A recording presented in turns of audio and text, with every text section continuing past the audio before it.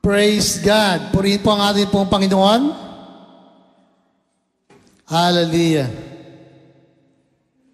Tayo po ay dadako sa salita ng ating pong Panginoon.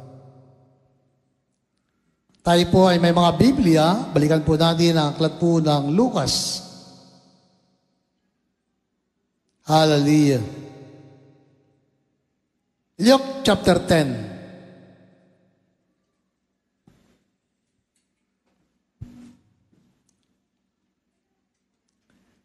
Basahin po natin muli. May isang eskribang lumapit kay Jesus upang siya'y subukin.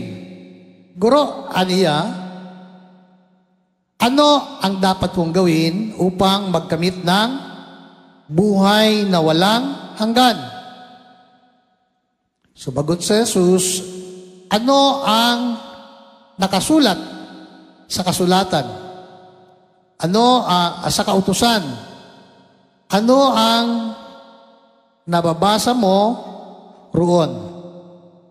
Tumugon siya, ibigin mo ang Panginoon mong Diyos ng buong puso, ng buong kaluluwa, ng buong lakas at ng buong pag-iisip. At ibigin mo ang iyong kapwa gaya ng iyong sarili. Hallelujah. So, ano po? Ito po ay kwento sa tinatawag na mabuting Samaritano. Hallelujah. So, ano po ang mapapansin po natin sa kwento ng ating pong Panginoon sa isang Samaritano? Ano yung masasabi natin sa kanyang ginawa ayon sa nabasa natin sa Biblia? Nung makita niya ang isang tao na binugbog ng mga tulisan at halos nag-aagaw buhay ng iwan. Ano po? Siya'y isang mabuting tao. Nandiyan ba kayo? So, paano ba maging mabuting tao? Tayo ba'y masabi ba natin na tayo'y isang tao na mabuti? Masabi ba natin na kumbaga ang ating mga ginagawa araw-araw ay tama? Di ba, malimit tayo nagkakamali din eh. Malimit tayo nakakagawa ng mga bagay na tayo mismo ay hindi kumbinsido. Minsan nagiging rason natin dahilan lagi kasi tayo ay tao lang. Nagkakamali, nagkukulang, nagkakasala. Hallelujah. Pero alam niyo mga minamahal, ang pinag-uusapan kasi dito yung paano magkaroon o magkamit ng buhay na walang hanggan. Paano? Kasi, kung atin po tinilan, ang John 3:16, sabi nga, for God so loved the world that He gave His only begotten Son, and whosoever believes on Him should not perish, but have ano? The everlasting life. Those who believe. Doon sa mga nananalig, ano po, magkakaroon siya ng tinatawag na walang hanggang buhay. Pero yung pananalig, yung paniniwala, mga minamahal na sinasabi ng Biblia, hindi lamang yun nakatuon o sinasabi, no, ng Biblia at nasa isip lang natin. Kung tayo po ay tunay na naniniwala, kung tayo po ay tunay na nananalig sa Panginoon, mga minamahal, mga kapatid, kailangan nating ipamuhay. Kailangan nating isagawa kung ano yung ating napakinggan, kung ano yung ating narinig. Mahalaga na ito po ay atin pong may apply sa ating pang-araw-araw na buhay. Amin po ba? No? Hallelujah. Kaya nga, totoo na hindi lang sapat na tayo po ay nag-aral, natuto, no? At siyempre, na-graduate.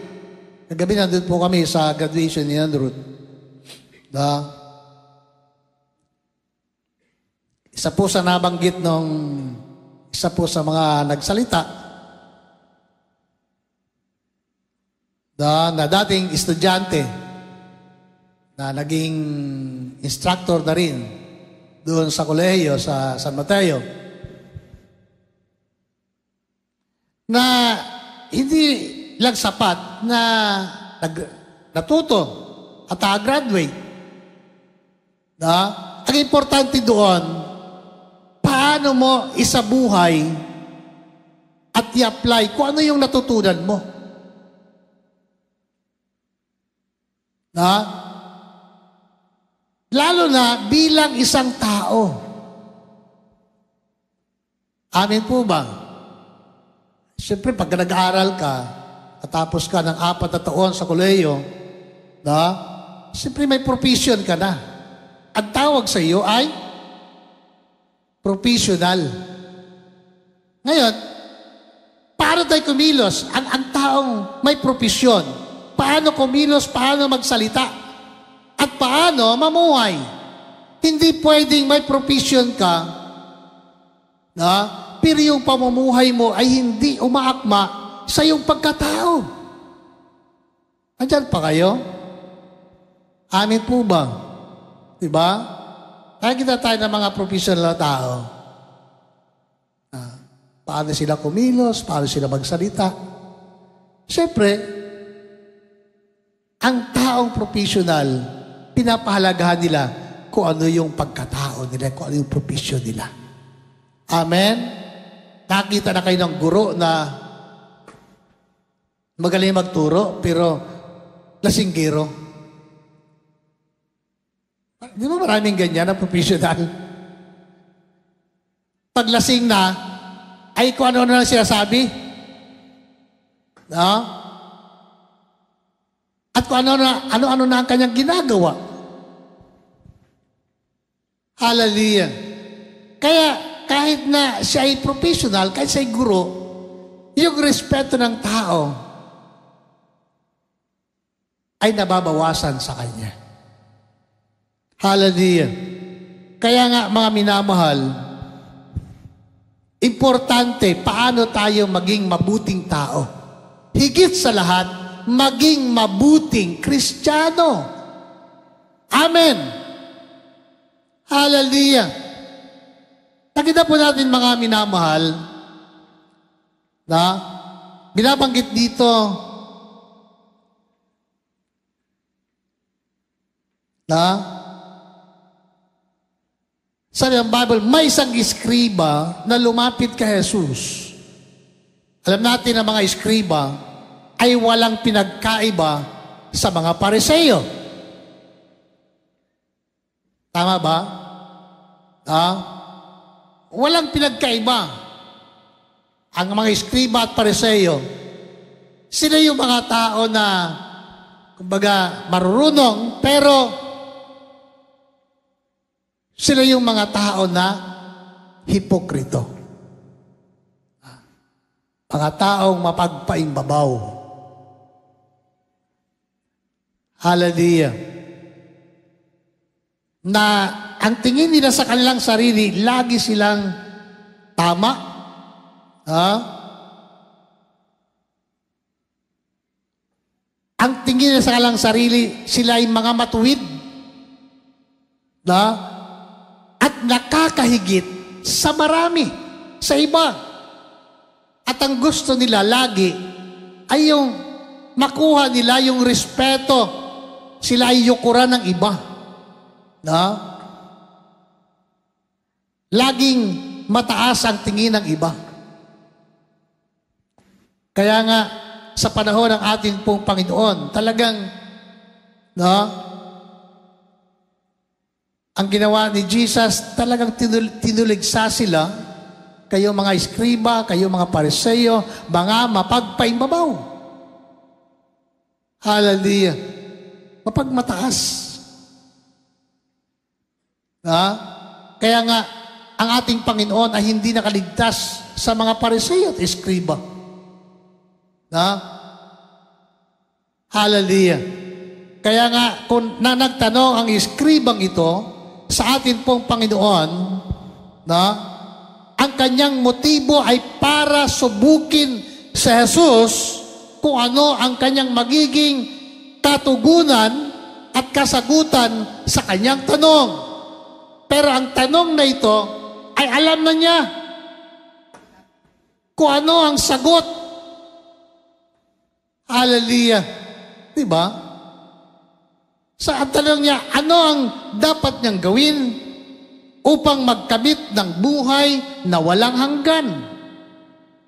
Hallelujah. Kaya ang kanyang tanong ay binalik ni Jesus, no, ang sagot na alam din ni Jesus kung ano, na alam ng eskribang ito kung ano ang kasagutan. Hallelujah. Kaya ang tanong ng ating Panginoon, ano ba?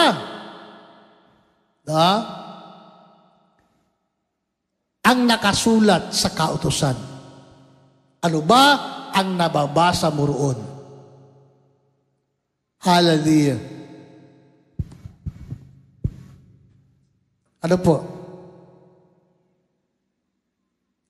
So, para maging mabuti tayong Kristiyano, ano po? Mahalaga ang ating pag-ibig sa Diyos. Amen po ba? Ano yung pag-ibig natin sa Panginoon? Pagdating ng araw, yun din ang sasabihin ng Diyos sa atin eh. Diba? Sa unang iglesia, sa aklat po ng Revelation, makita po natin, na ang Diyos ay nagdaramdam sa mga mananampalataya sa kanyang iglesia. Kasi nga, malimit na nakakalimutan natin yung pinaka-pangunahin na dapat maging katangian natin bilang Kristiyano ay yung ating pag-ibig sa Diyos na dapat hindi nawawala. Amen po ba? Kaya nga, sabi ng ating pong Panginoon sa iglesia, sa aklat ng pahayag, mayroon akong isang pinagdaramdam sa iyo.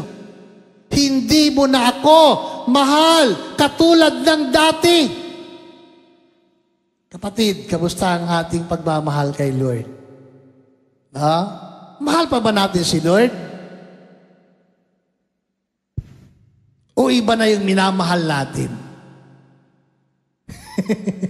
Hallelujah. Diba? Marami tayong pwedeng mahalin eh. Malimit na ating minamahal. At nakatuon ang ating pagmamahal marahil sa sarili lang natin. Bagamat siyempre, hindi naman winawala ni Lord na mahal natin sarili natin eh. Pero yung pagmamahal sa sarili, panghuli lang yun. Una talaga si Lord. Amen? Kaya nga sa buhay natin, dapat una lagi si Lord. Amen po ba? Hallelujah. Diba?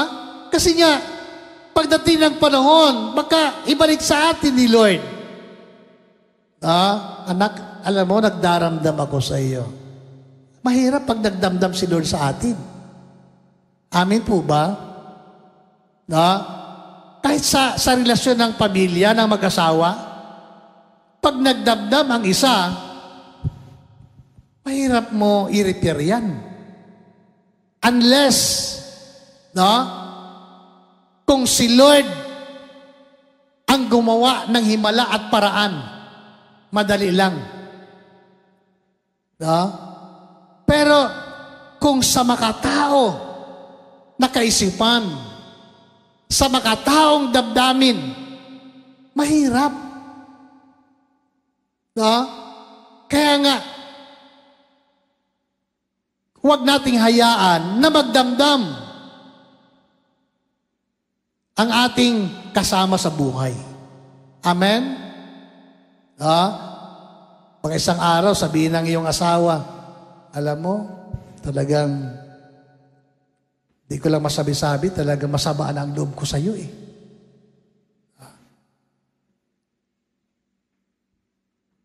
Pero bang ganon? Parang tagal ko na hindi narinig sa iyo eh. Di ba masarap yung unang pag-ibig? Yung nagliligawan pa lang kayo, di ba sweet-sweet? Hello! Di ba, Dars?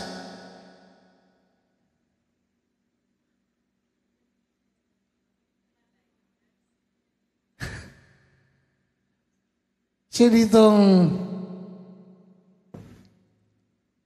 umibig. Siya dito hindi pa umibig. Di ba masarap balikan minsan? Yung panahon na nagmahal ka. Diba? Kaya nga importante ang pagmamahal. Nandiyan pa kayo? Amen! Parang ayaw niyo pag-usapan ng pagmamahal. Baka wala ng pagmamahal na natitira sa puso niyo. Mamaya-maya natin kay Lord. Yung pagmamahal muna natin sa ating asawa, sa ating pamilya. Importante yan. Pagmamahal ng anak sa magulang. Of course, pagmamahal ng magulang sa anak, importante yan.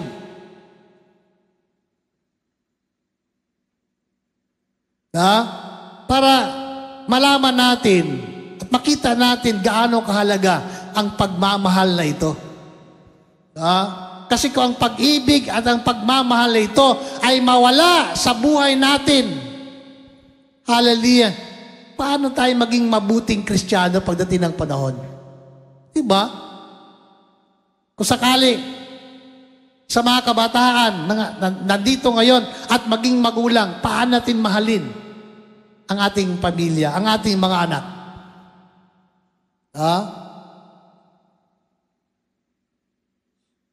Mahal ba natin? Mga tatay, nanay, mahal ba natin ating mga anak? Gaano natin kamahal?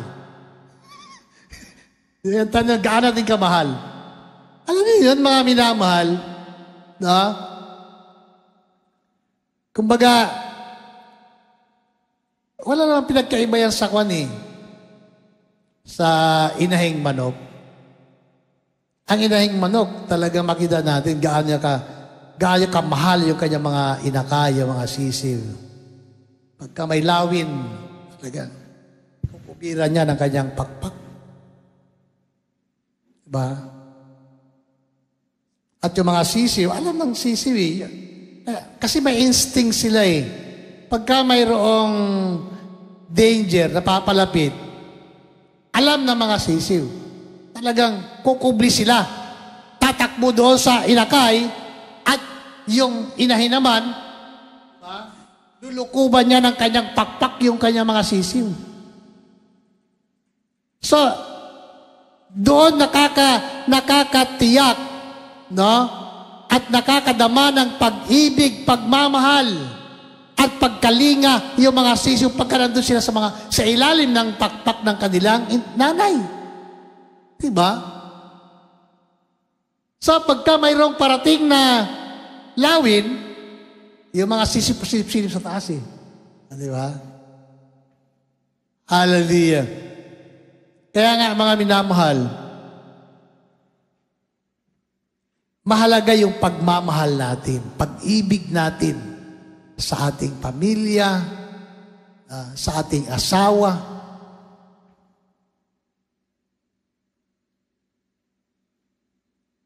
Kasi nga tayo Kristiyano eh. Gusto natin na maging mabuting tao, lalo tigit mabuting Kristiyano. Pero pag nawala ang ating pagmamahal, una sa pamilya natin, sa ating mga anak, sa ating asawa, magdaramdam niya sila.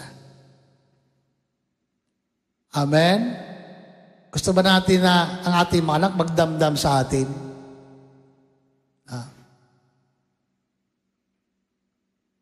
Di bali tayo magdamdam. Kaya natin siguro yun. Pero pag nagdamdam ang isa sa ating pamilya, kailangan mo talagang magpakita ng sinseridad para lamang maayos ang relationship natin sa ating pamilya. Nandiyan pa kayo? Kaya nga, iniingatan natin eh. Pag mahal mo ang iyong pamilya, iingatan mo yan eh. Amen. Iingatan mo yan. Talagang poprotektahan mo.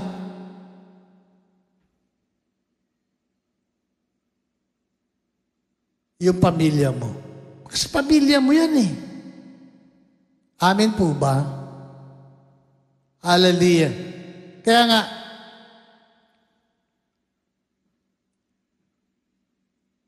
ewan ko lang, ano po. Pero, siyempre sa amin, sa akin,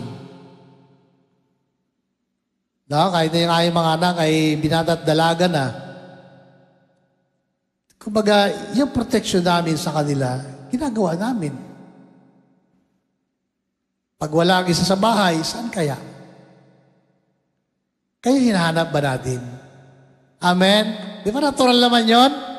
Natural sa magulang, hahanapin ang mga anak. Diba? Ay, kung yung manok nga, hinahanap yung sisiw niya eh. Tayo pa kaya? Hallelujah. Alam niyo yun? Mayroon kaming, di ba, sa probinsya,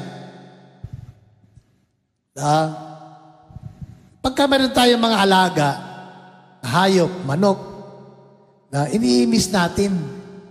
Saan kaya yung manok ko? Kasi may mga manok na kung tawagin namin ay langa-langa. Ay langa-langa. Kahit saan lang. Walang sariling lugar. Walang sariling pugad. Kaya langa-langa eh.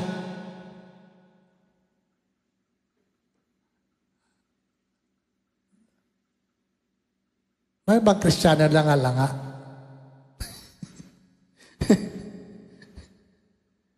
Kahit saan pwede. Hallelujah. Ganyan mga minamahal, may mga hayop na ganyan. Langa-langa. So iniimis ko, ikaw ang may-ari, imisin mo. No? Ang salita na ginagamit namin ay ginapugo mo eh. Iimisin mo. Hanapin mo at ilagay sa tama. Kasi iniingatan mo siya eh. Lalo na, ang pamilya mo, lalo na yung mga anak natin. Amen. Hallelujah. Pag mahal mo ang iyong pamilya, iingatan mo. Amen. Kaya nga ang pagmamahal ay napakahalaga. Pag yan ay nawala, mayroong magdaramdam. Diba? Sa buhay natin bilang Kristiyano, pag nawala yung ating pag-ibig sa Diyos, nagdaramdam ang Diyos. So isipin natin mga minamahal, ang Ang Diyos na ating tinatawag, sinasamba, hindi lang siya basta nakasulat sa Biblia na pangalan niya ay Diyos o Yahweh or God. Hallelujah. Ang Diyos natin ay Diyos na totoo at buhay. May emosyon siya, may damdamin siya na nagdaramdam. Pag nawala ang iyong pagmamahal sa Kanya, nagdaramdam ang Diyos sa iyo. Hallelujah. Kaya isipin natin, every time na tayo po ay makagawa ng hindi tama, nagdaramdam ang Diyos. Nasasaktan siya. Amin po ba? Hallelujah. Pare, naisip ba natin yon? Kaya nga, mahalaga na tayo po ay mamuhay, tayo po ay magsikap na maging mabuting tao, lalo tigit mabuting Kristiyano at anak ng Diyos. Hallelujah. Diba? Kaya nga mga minamahal, na inilarawan dito ng atin pong Panginoon at Kanyang sinabi yung mga dapat gawin ng isang tao para maging mabuti sa harap ng Diyos at magkamit ng buhay na walang hanggan. Una, mahalaga ay ibigin natin ang ating Panginoong Diyos. Alam niyo, pagka ito'y nakatanim sa puso natin,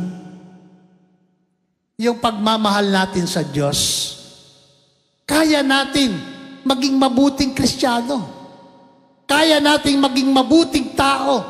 Kaya nating maging mabuting asawa. At maging mabuting ama sa ating pamilya. Bakit? Mahal mo ang Diyos eh. Pag mahal mo ang Diyos, mamahalin mo yung mga taong nakapalibot sa iyo. Lalo na sa pamilya natin. Amin po ba? Hallelujah. Kaya nga, ang tanong ni Jesus sa eskriba, ano ang nakasulat sa kautusan? Ano ang iyong nabasa roon? Ibigin mo ang Panginoon mong Diyos. Hallelujah. Sabi diyan,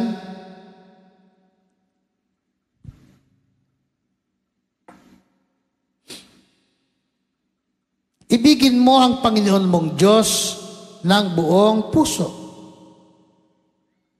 ng buong kaluluwa, ng buong lakas, at ng buong pag-iisip. Hallelujah. Buong puso, buong lakas, ano pa? Hallelujah. Buong kaluluwa, buong kaluluwa.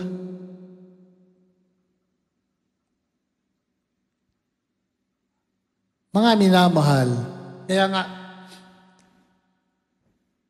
sa bawat pagkakataon na tayo po ay magbigay ng papuri sa Panginoon, binibigay natin yung buong lakas natin. Amen? Baga, lahat ng parte ng katawan mo ay gumagalaw. Pati isip natin, ginagamit natin. Amen? Yung katawan natin, yung ating mga kamay, lahat ginagawa natin. Kumikilos tayo. Pati pakiramdam natin. Kasi buong kaluluwa eh. Hindi pwedeng ginagamit natin isip sa pagpupuri sa Panginoon lang. Isip lang ginagamit natin. Hindi pwedeng yung ating kamay lang. Kundi yung emosyon natin kasama dyan. Yung pakiramdam natin. Kaya nga, nararamdaman natin. Na-express natin yung atin pong nararamdaman habang ginagawa natin ang pagpupuri sa atin pong Panginoon. Sapagkat gusto natin, mabigyan natin siya ng kasiyahan. Amen? Hallelujah. Diba? Yun ang pinaka-importante sa lahat eh. Sa ating ginagawa, mabigyan natin ng kasiyahan ang Diyos. Hallelujah. Bakit? Malimit, marahil na ating nasasaktan ang damdamin ng Diyos. Lalo na pag tayo po'y nakakagawa ng mali. Diba? Nasasaktan ng Panginoon. Diba? Nasaktan na nga siya dahil sa kasalanan natin, dahil sa mga mali natin. Diba? Yung hirap at sakit na kanyang nadama. Hallelujah. So kung patuloy tayo na mamuhay sa pagkakamali, kapatid, mga patuloy natin sinasaktan ang damdamin ng Diyos, ng ating pong Panginoon. Magdaramdam siya sa atin. Hallelujah. Kaya nga, kumbaga, ang paglilingkod sa Panginoon, hindi lang tayo basta naglilingkod dahil naisip natin, ay, Kristiyano ako, magsimba ako. Hindi lang. Dapat isa buhay natin at isa puso natin. Amen? Ang pagiging Kristiyano, hindi sa isip lang. Dapat kasama yung puso natin. Kaya sabi ng Bible, you shall love the Lord with all your heart. Kaya nga, dapat sila sa puso natin.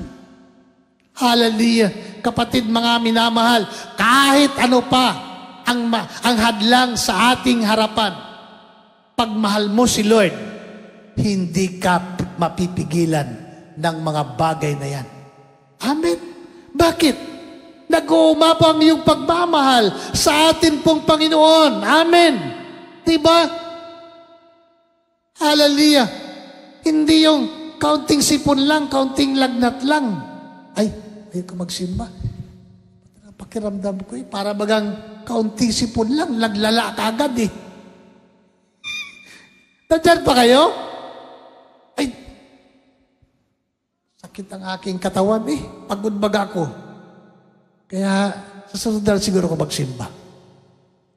Kapatid, mga minamahal, kahit gaano tayo kapagod, kahit gaano tayo kapagod sa araw-araw nating buhay at pamumuhay, kapatid, mga minamahal, gawin natin kung ano ang pinakamabuti na dapat natin gawin para lamang mabigyan natin ng kasiyahan ng ating Diyos. Bakit? Siya yung nagbigay ng buhay sa atin. Hallelujah. Kapatid, mga minamahal, diba? Masaya maglingkod kay Lord. Amen? Pero, paglingkuran natin siya na may kasamang pagmamahal. Hallelujah. Kaya nga,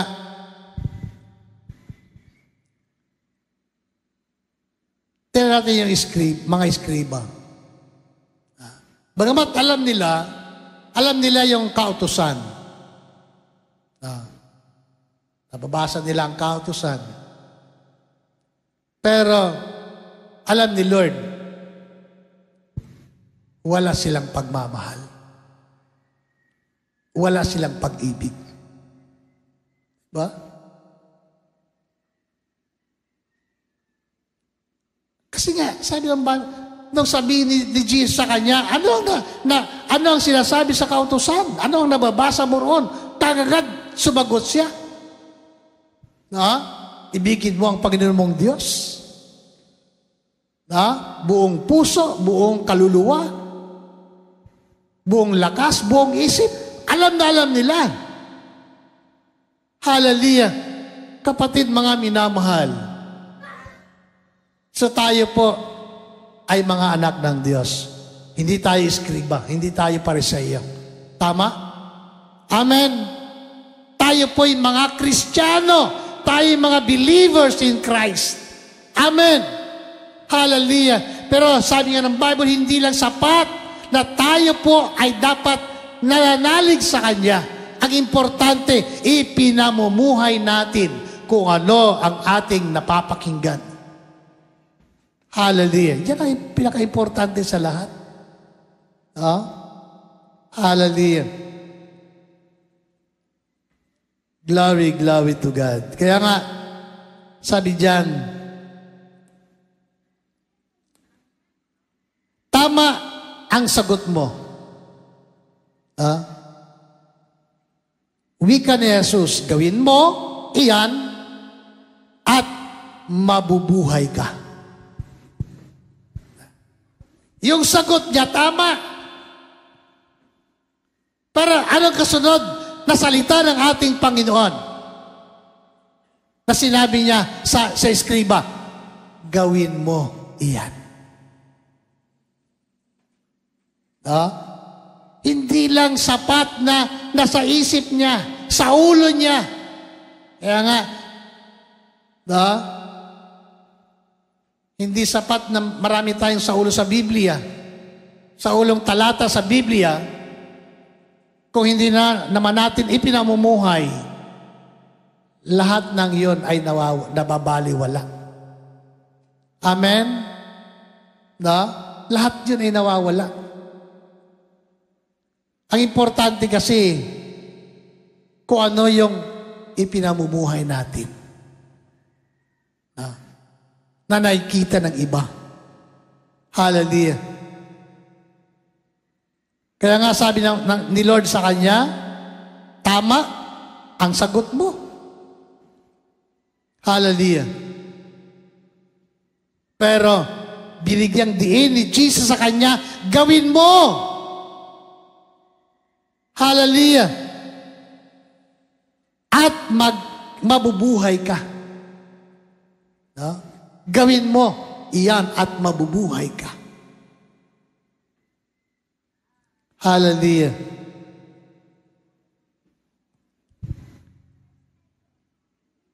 Sabi sa Bible, sangad ng eskriba na huwag siyang lumabas na kahiya-hiya, tinanong niya uli sa Jesus, sino naman ang aking kapwa? Sabagot si Jesus, may isang taong naglalakbay buhat sa Jerusalem patungong Jericho, hinarang siya ng mga tulisan. Kinuha pati damit sa katawan, binugbog halos patay na nang iwan. Nagkataong dumaan doon ang isang saserdote.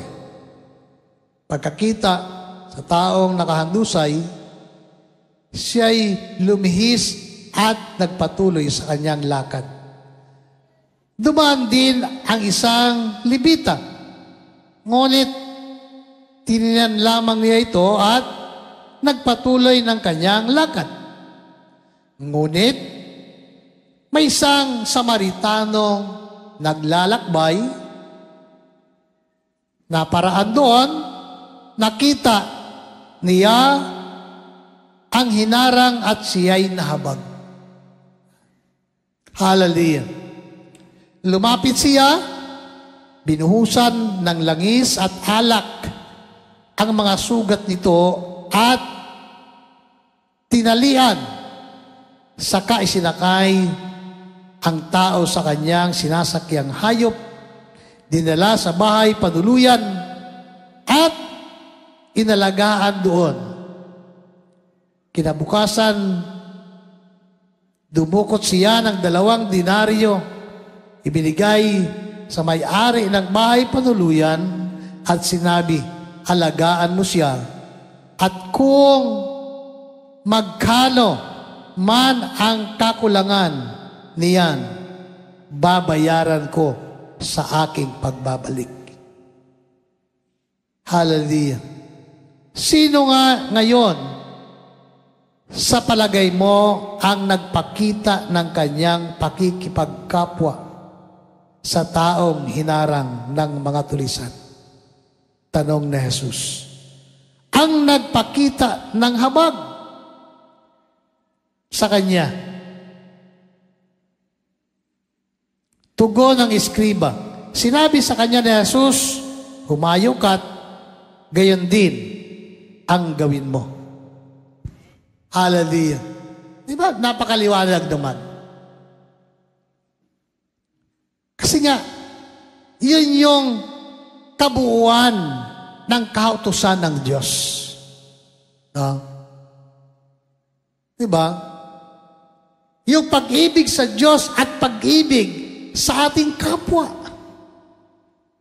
Hallelujah. Diba? Ang kautusan, sabi ng Biblia, ay nauwi sa dalawang pangusap. Ibigin mo ang Diyos. Ibigin mo ang iyong kapwa. Hallelujah. So, sadyang ang pag-ibig at pagmamahal na sinasabi sa Biblia ay mahiwaga. Diba? Ultimo nga kaaway, sinasabi ng Bible, ibigin mo ang kaaway mo at huwag mo siyang sumpain. Diba? At sa atin bilang tao, pagkaaway, bahala ka sa buhay mo. Diba? Sa makataong kaisipan.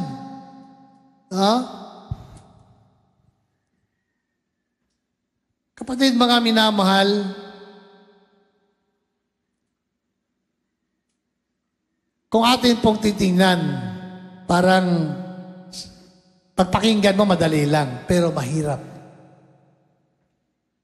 Mahirap siyang gawin. Kung hindi totally natin pinahalagahan ang ating pag-ibig sa Diyos, mahirap nating gawin. Amen? Kahit na sa atin ng mga mananampalataya, minsan magkaroon tayo ng sama ng loob sa ating kapatid.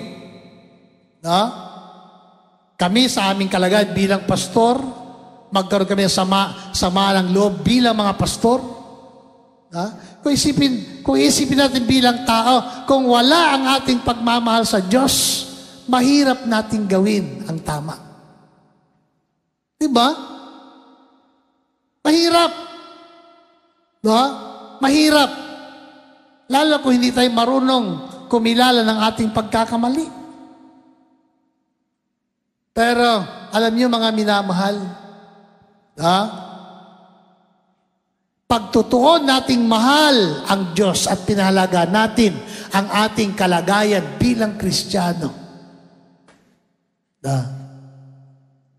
hindi mahirap. Hindi mahirap humingi ng tawad. At hindi mahirap magpatawad. Amen. Bakit? Kasi nga, nangingibabaw sa ating kalagayan at sa ating buhay ang ating pagmamahal sa Diyos. Amen. At yun, lamang ang natatanging paraan para ating magawa kung ano ang sinasabi ng Biblia para tayo po'y magkamit at magkaroon ng buhay na walang hanggan. Amin po? Diba? Hallelujah. Ano po? So ang katangian ng isang mabuting Samaritano, kapatid mga minamahal, nung makita niya ang isang taong nakahandusay, nagkaroon siya ng pagkahabag. Hallelujah. Pagkahabag. Diba? Pag nahabag tayo sa tao, ano sabi natin? Ay, kawawa naman. Diba? Naawa tayo. Hallelujah.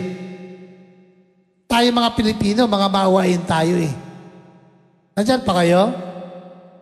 Diba?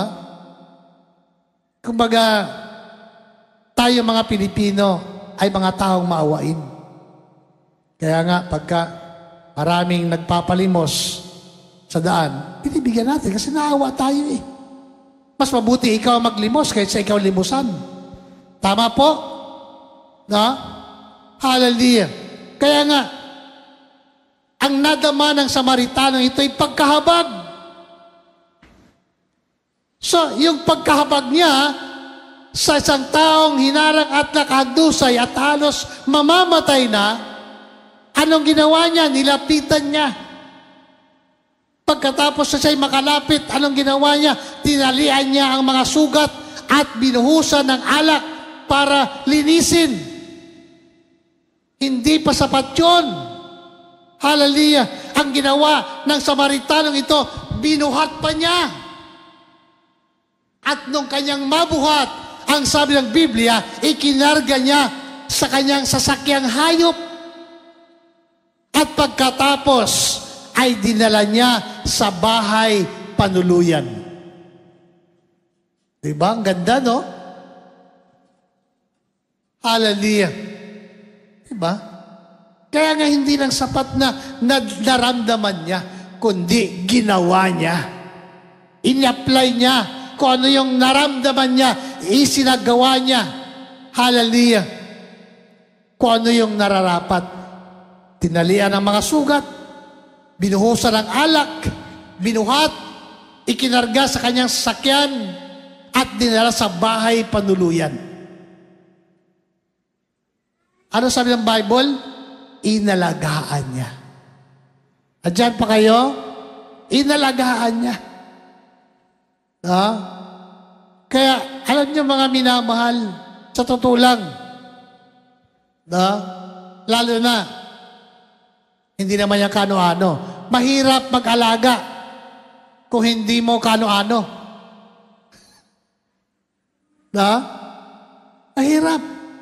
Pero kasi nga, ang pagmamahal o ang pag-ibig sa Diyos at sa kapwa, mga minamahal, ay wala yung kalakip na kondisyon eh. Amen. Walang kalakip na kondisyon. Tayo ba nagmahal sa Diyos? May kondisyon ba tayong hinihingi sa Panginoon? Aba, sino tayo? Ay tayo nga, minahal lang Diyos. Kaya sa kabila ng marami nating kasalanan eh. Amen po ba? Ang pag-ibig ng Diyos is unconditional. Dapat ganun din tayo. Amen. Hallelujah. Kaya ang tunay na pagmamahal, ang tunay na pagkahabag ay walang kalakip na kondisyon. Diba? Dahil sa awa niya, ginawa niya kung anong nararapat. Alam niya yun eh. Alam niya kung ano ang tama at mali. Ganon din tayo bilang Kristiyano. Alam natin kung ano ang tama, kung ano ang dapat at hindi dapat. Kaya ginawa ng Samaritanong ito kung ano ang nararapat. Diba? Ginawa niya ang isang mabuting bagay kahit walang sino mang nakakita sa kanya. Diba? Gusto lamang ituro ni Lord sa eskribang ito kasi sila mahilig gumawa pagka mayroong nakakakita. Andyan pa kayo? Pero ang Samaritano ito, ginawa niya ang nararapat sapagkat yun ang alam niyang tama at kalugod-lugod sa Panginoon. Amen. Hallelujah. Ginawa niya kung ano ang dapat. Wala mang nakakitang iba, pero kita ni Lord ang kanyang ginagawa. Amen? Hallelujah. Diba? Nakakatuwa at natuwa ang Diyos. Hallelujah. Siya'y pinakita ng mabuting Samaritano ayon sa kwento ni Jesus. Diba? At sa aking palagay, yun ang nararapat na gawin natin bilang mga mabuting tao at Kristiyano. Amen. Palapakan po natin ang ating pong Panginoon. Hallelujah. Sapurihin po ang ating pong Panginoon. Kaya nga, Sabi ng Biblia, nung kanyang madala sa bahay panuluyan, inalagaan niya. Hallelujah. At kinabukasan, sabi ng Biblia, dumukot siya ng 2 denaryo at ibinigay sa katiwala ng bahay panuluyan at sinabi niya, alagaan mo. Hallelujah. Alagaan mo siya at sa aking pagbabalik, kung kulang pa yan, babayaran ko sa iyo. Diba? Hallelujah. Kaya nga, bibihira, mga minamahal, ang ganitong uring tao. Isang Samaritano. Pero, kapatid, mga minamahal, kung ito ay pamuhay natin, kapatid, mga iniibig, no?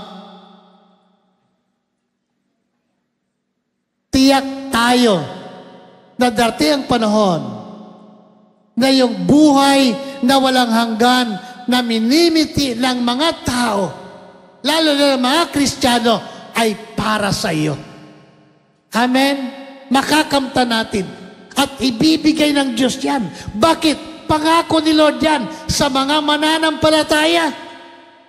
Hallelujah. Pangako ng Diyos yan. Pero dapat nating isakatuparan at ipamuhay. Hallelujah. Kung ano ang sinasabi ng Biblia. Para tayo po'y magkaroon at makamtan natin ang pangako ng Diyos na buhay na walang hanggan. Hallelujah. Kaya nga, no? Sana yung ating pagmamahal sa Panginoon, seryosuhin natin. Amen? Mahalin natin ang Diyos ng buo at totoo sa buhay natin. Na kahit anong mangyari, mga minamahal, hallelujah, hindi natin ilalagay sa alanganin ang ating kalagayan at ang ating pananampalataya. Bakit? Sapagkat nasa puso natin, hindi lang sa ating kaisipan, kundi nasa puso natin ang ating pag-ibig sa ating pong Panginoon. Hallelujah. Purihin po ang ating pong Panginoon ngayon pong umaga. Tayo po'y pansamantala na magtatapos sa ating pong gawain. Sige po, tayo po'y tumayo. Hallelujah. Glory, glory to God. Pasalamatan po natin ang ating pong Panginoon. Hallelujah.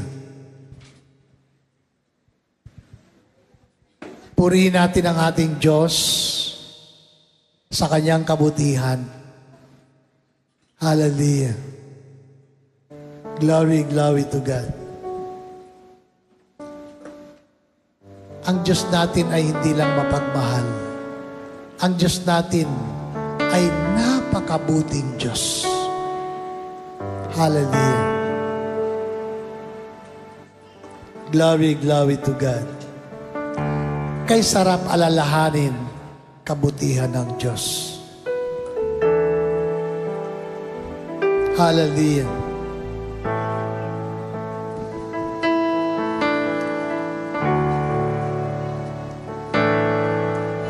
Kay sarap alalahanin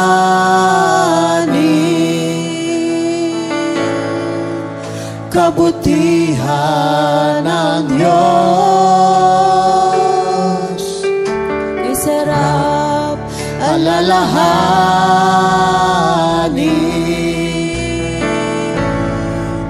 kabutihan ng Diyos. Iniligtas, hallelujah. Iniligtas aking kaluluwa, pinagaling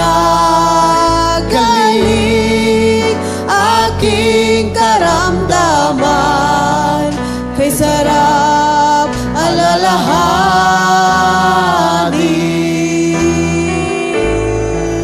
kabutihan ng Diyos.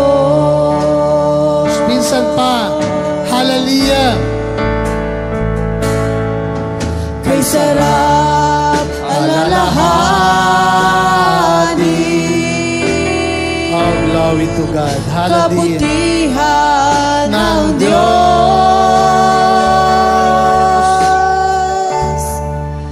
Kay sarap alalahanin.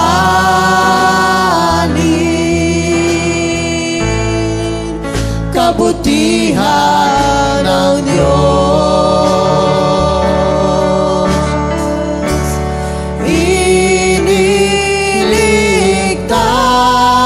aking kaluluwa. Pinagaling aking karamdaman. Kay sarap alalahanin.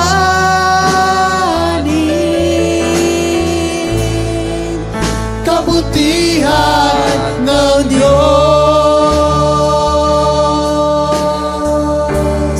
Iniligtas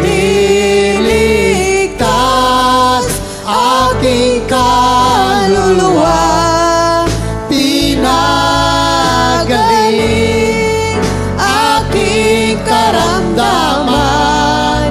Kay sarap alalahanin.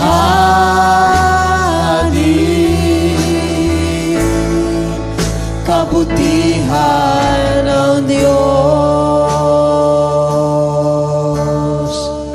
Yes, Lord. Hallelujah. Glory, glory to God. Nagpapasalamat kami, Panginoon, ngayon pong umaga. Salamat.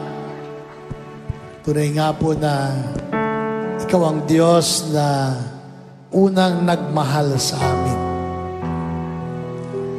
Ikaw ang Diyos na unang nagpadama ng ganap na pag-ibig, ganap na malasakit, hallelujah, at ganap na pag-iingat sa buhay namin bilang iyong mga anak.